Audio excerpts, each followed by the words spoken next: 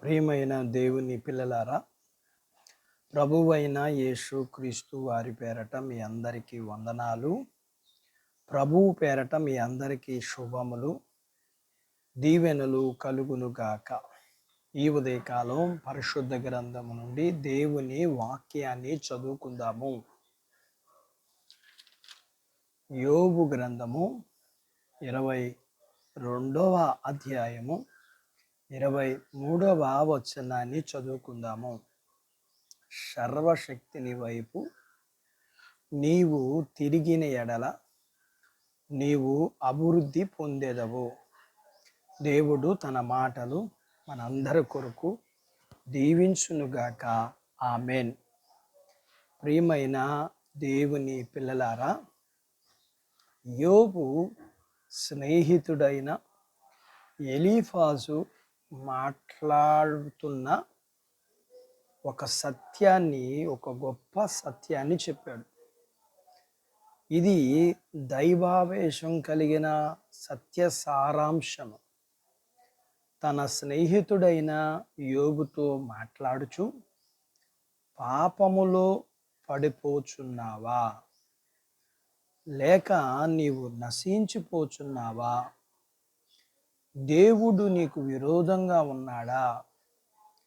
నీ ఆధ్యాత్మిక స్థితిలో పడిపోయావా? ఆత్మలో కృంగి ఉన్నావా?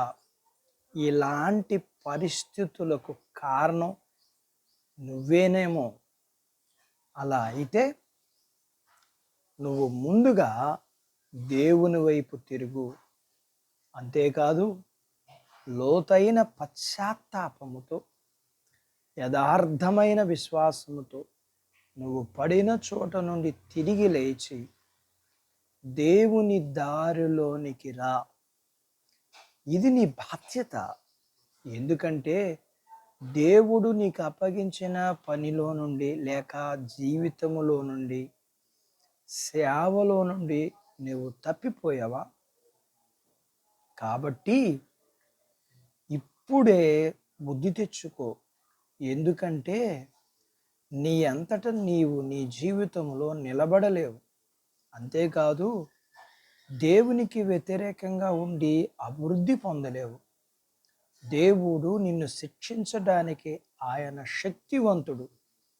దేవుని శిక్ష చాలా కఠినంగా ఉంటుంది. ఇది తెలుసుకుని దేవుని దారిలోకి రా. ఇది ఎంత గొప్ప వాగ్దానం! తిరిగి నీవు కట్టబడతావు. అలాగనే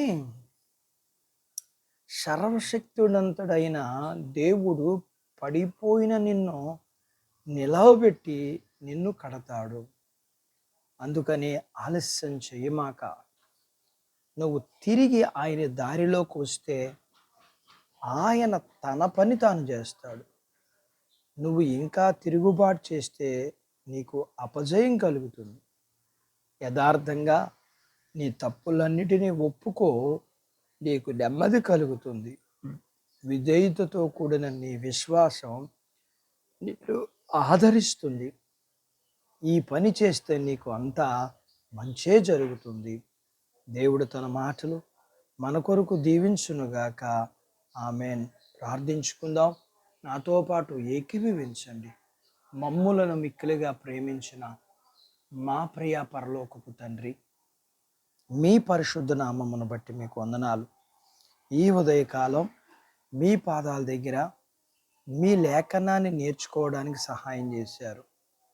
మీరు అభివృద్ధి అనేది మీ చేతుల్లో ఉందని, అది మీలో ఉన్నదని, మేము మీకు విధేయులమైతే మేము మీ దీవెనలు పొందగలమని, మా అవిధేయత అంతటినీ విడిచిపెట్టాలని మేము నేర్చుకున్న దానిని బట్టి విధేయత కలిగి దానిలో నిలిచి కొనసాగి మీ దీవెనలు పొందుకునే బాధ్యత మా అందరికీ ఇవ్వండి. మీ పిల్లలను కలిగినంతటిని దీవించండి. చిన్న బిడ్డలను, యవనస్తులను, వృద్ధులను, స్త్రీ పురుషులను దీవించండి. వారి చదువులు, ఆరోగ్యాలు, ఉద్యోగాలు, పొలాలు, పశువుల విషయాల్లో మీ దీవెనివ్వండి. వివాహాలు కాని వారికి అవ్వడానికి, గర్భము లేని వారికి ఇమ్మను. గర్భము ఇచ్చిన వారికి సుఖమైన ప్రసూతి ఇమ్మని.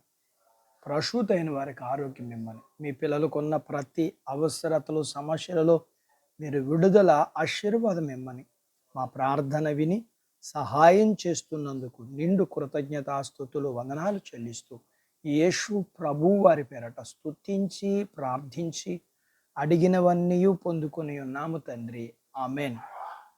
దేవుడు మిమ్మును దీవించునుగాక. ఆమెన్.